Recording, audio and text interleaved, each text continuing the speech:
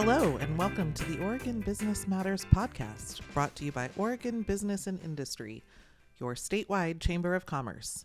At Oregon Business Matters, we focus on insights, issues, and initiatives that impact Oregonians' shared prosperity and the state's economic health. I'm Angela Wilhelms, President and CEO of OBI, and your host here at Oregon Business Matters. Today, I have the pleasure of talking with Jeff Stone, Executive Director and Chief Executive Officer of the Oregon Association of Nurseries, which represents Oregon's large, actually very large, nursery and greenhouse industry. Jeff joined OAN way back in 2005, and has led the organization for the past 15 years. And I know from personal experience in working with Jeff as a colleague and as a friend that he is an unfailing champion for his members in the industry. Jeff, thank you for joining me today. Really happy to be here. Well, okay. I suppose this is the obvious first question, but just tell us a little bit about the nursery industry. I think a lot of people know about it, but don't really know about it. And so what are some of the numbers, some of the statistics? Just sum it up for us. Well, first of all, we're not kids, so we get a lot of calls thinking about nurseries. You actually stole, that's a question later on. Oh, I was gonna directly ask you, quote, how often do people think you're talking about babies when you first introduce your work? Quite a few. Okay. And then there's also nurses, so whatever.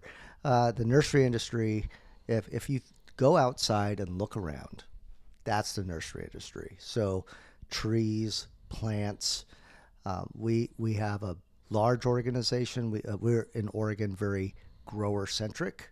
Other parts of the states, other states can be retail oriented or a mixture therein, but we're very heavily on the grower side of the equation.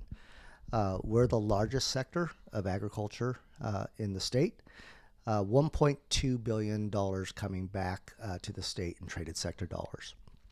We're the third largest nursery state in the country. So little tiny Oregon. California is number one in everything that they wish to be.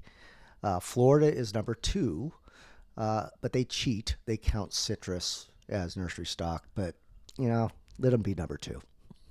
Let them have that. And so most of what we grow goes outside of the state. About 80% of what we grow. And we typically, if you think about where our markets are, it's all throughout the United States.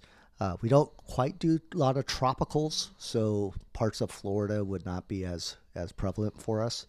But we can ship to any weather specific area. Our largest trading partner outside of the United States is Canada. And then we have a growing market in Korea in the Pacific Rim. All right. So talk a little bit about, you export this both domestically and internationally. I think one of the things that always challenges my intellectual capacity, if you will, when it comes to your industry is how one state, geographically diverse as it is, can grow things that are desirable in so many other geographies. I mean, you excluded Florida, but otherwise that's a pretty geographically or climate diverse, list of trading partners. How does that work? Well, that's a great question. First of all, we have some of the best soils we can grow in. So we're predominantly as an industry in the Willamette Valley. So if you think from Gresham down past Eugene, then it starts to thin out as we get to the California border. Our temperatures, our climate here, really, we don't get too hot in summer and we don't get too cold. So our ability to grow to almost any destination. So if you think about like the Colorado market, we can grow certain types of trees that really do well in that market. And then if you're looking at North Carolina or Tennessee, we can also grow into that climate. So our ability to do it in the ground, but also in greenhouses, really allow us to have a lot of different options of where this plant material can go. What is the state soil, state of Oregon? Do you know this? No, it's good soil. Oh, okay. I don't know. It's dry soil, Oh, but yeah, fail. we'll continue with the quiz later. Yeah, I'll fail it. But I think the fact that we have a state soil even just says how important that is and agriculture is to the state, that we would even have Well, gone apparently that far. T-bone is the new steak, but I heard I'm a that. ribeye guy. Oh So well, don't tell the legislature. You mentioned trade, international trade, a minute ago, and that's obviously a big topic this year. And Oregon is one of a handful of states that is a net export state. We are heavily trade dependent in a variety of sectors, including agriculture. You talked about your trading partners. So first, thank you for what your growers do to help export Oregon to the rest of the world and generate that surplus. Um, you mentioned trading partners. I'd be remiss if I didn't ask, are you seeing, is the industry seeing any impacts from, in particular, the Canada conversation? yes, we are seeing it in many different forms. I just returned from Ottawa with a national, like my counterparts throughout North America, and I saw firsthand the anti-American, Canada first point of view. Everything from Canadian pride to buy Canadian to it, like in the commercials when I was watching a hockey game was a liquidation sale for furniture that we're getting rid of everything American. And what we have found is that the Canadian market's about 10% of what we do. But I have growers who have had relationships with garden centers in Canada have their orders canceled Wow. because they just can't put it on the shelf and have it sell. So I have one that has lost 40% of his business in Canada. Wow. And 10%. I mean, that's significant. That's a big chunk when you're talking about a $1.2 billion It is, industry. and it reinforces, as you well know, trade is about relationships and long standing. The customer that canceled it for one of my big growers has been a customer for 40 years. But the whole 51st state thing really makes them angry. Hmm. Yeah, and again, I don't think a lot of people wake up every day thinking about the different ways that can manifest Mm-hmm. right here in our own backyard. The other thing I find fascinating about your industry, and there are a lot of things I find fascinating, but is the symbiotic relationship your growers have with other Oregon companies. You know businesses thrive off of each other, through supply chains and things of that nature. But my understanding is that the Oregon's nursery industry supports Oregon manufacturers, whether it's volcanic glass or some of the other growing, products to help grow in the greenhouses or in the fields. Can you talk a little bit about that and sort of the broader ecosystem that your industry is a part of? Why, sure. I think that you can answer it in two different ways. The supply chain side um, is we're very interdependent.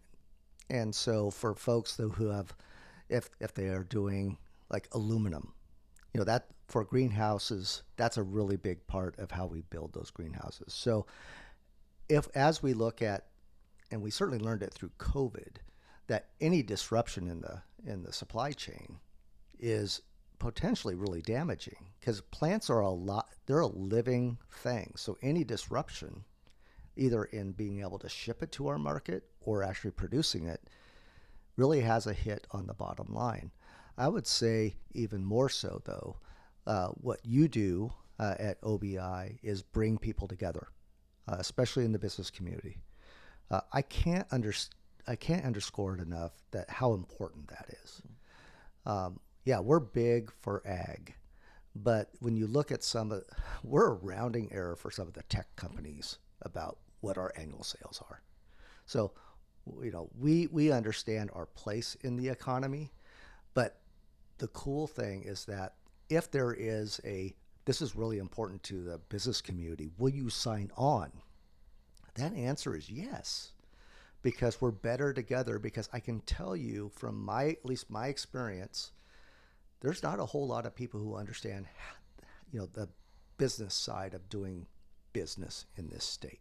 Yeah. No, thank you for the shout out, which was not, paid for, asked for, or anything. Appreciate that, but it's true. You guys are terrific partners, and the industry is very good about keeping eyes on the overall economic health, because they know that's sure good for them, but it's good for their workers, their families, their communities, etc. Okay, I want to go back to another federal issue, if I might. Immigration. Yeah. We need to talk about it. So at the risk of just winding you up and letting you go, I'm going to throw it open. What do you want folks to think about when it comes to immigration policy in industries like yours, which are so important to the state? Well, it is a conversation that we need to have.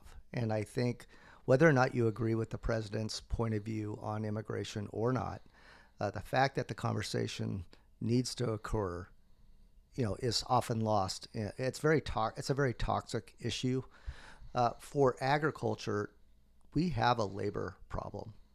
A lot of people don't want to go into, doing field work. And I don't begrudge them for that. And yes, has the history of agriculture been more on the immigrant labor side? 100%. But we both worked in a congressional office, and we've seen how Congress has taken a pass on actually solving the immigrant issue. You have to go all the way back to Ronald Reagan in 1986 to show the most prescient bill that we could possibly get. What is lost is that the old idea of a migrant workforce moving throughout the United States doing different products is largely not what happens now. A lot of workers who will work for, let's say, a nursery will be doing so for 10, 15, 20, plus years. So it is a skill to grow a plant. So the question is, do you try to find a manner which those individuals can either come to this country legally, or if they are here legally, they may have family that is not. So it's a very complex issue. So we used to go back and ask for comprehensive immigration reform. And I can see our delegation rolling their eyes because, what is that? Mm-hmm. We're no longer doing that. We're developing a bill that takes care of ag, and it's very far-reaching. Does it have a chance? Probably not. But we want to try to get the debate talking about the solutions, because both Republicans and Democrats have had a chance, and maybe it's this administration, for all of its bravado. Maybe it's the time we can do it. Well, we can do a whole nother podcast probably on immigration, but just to give our listeners a high level sense, what are a couple of the pieces of that solution? Sure. We need to fully understand that people who are here undocumented need to be brought into some type of legal status. We're not talking about citizenship here. The second thing is there are agricultural visa systems, the H-2A, H-2B, that work in other parts of the country. So how do we improve those? Then I think we need to get a new visa class, one that can be renewed every 5 years. It's also one that should be tied to the ag economy. When we had 2020, the ag economy exploded. It went way up while the rest of the economy went down. We need to have a way that it can get tacked to, if there's growth in ag, more visas should be available. The last thing is that a lot of growers, a lot of Aggies can't lose their employee for 60 days. Right now, people have to leave the country to re-enter. Two problems. You have to triple the size of the State Department to really deal with that number of people. And secondly, the employee and the employer can't be without them for 60 days. So what I found is that I have no idea how international airports work. I met with Curtis Robinhold and asked him, okay, all right, how can we use international airports as do a little button hook? There, you're entering the country legally. And he goes, that's really interesting. I can tell you that the congressional staffers I'm talking to freak out about this idea. But it's different. And you're not going to have somebody choose to stay underground if they don't have to leave the United States in order to enter legally. Yeah, that's interesting. Well, and I think you're right. A lot of people, a lot of administrations, both parties in power have had the chance, and everyone seems to say it's something they want to fix, and yet we don't see traction. So, I hope this new approach works, and however we can be helpful, continue to let us know that, because it's something our members care deeply about as well. Okay, I want to bring it to current and tangible, which you have an annual event every year that is an extravaganza for the nursery industry. And that event is coming up. So I want to make sure people hear about it. Tell us a little bit about what it is and why you do it. Yeah, it's called the Far West Show. It's the greenest show in the West. We have so many growers within a 30-minute drive of the Oregon Convention Center. And so you can not only go and see these nurseries, but we have one-stop shopping for people to be able to come. And we have international visitors. We have buyers coming. We have a lot of our growers who show their plants at this event. It's been over 50 years since we started it. And so I think it's cool because walking through it, you can visualize what these things look like and how big they are. And I think that's neat. We also have a lot of education that happens. It's August 20th through the 22nd. I had to get that one in. But also we have our premier government relations meeting then, and we have a climate summit that's coming up that we're really talking about what our role is in climate. Yeah, I mean, if I gotta think it's just like some of the other flora-based ag groups, whether it's wine or others, but the climate is a really important conversation. I think a lot of people make assumptions that folks in ag or folks in business generally aren't keeping climate on the forefront. I mean, it's laughable because they're innovating and finding solutions and trying to wrestle with it. And for you guys, it manifests in the actual physical product that you're growing. So yeah, I agree. From it being propagated all the way to being in the yard, it continues to sequester carbon, and we have it divided into two parts. We're doing the math and having a bunch of the certified smart people, so not me, and then we have the policy side with a variety of different perspectives, including the environmental community.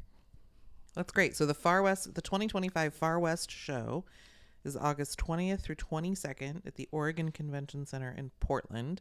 And I think the website is farwestshow.org. Yep. Is it that complicated? I don't think so. Okay. So folks should go there to learn more and figure out what they can see. I have a couple of rapid fire questions for you, if that's all right. Fantastic. You already stole the nursery baby one, but do you have a green thumb yourself? No, I am the Kevorkian of the plant world. I kill everything. Yeah, me too. But I'm the perfect customer. I keep on going back. Well, that's true. I've managed to kill bamboo, which is a relatively impressive. Thank you.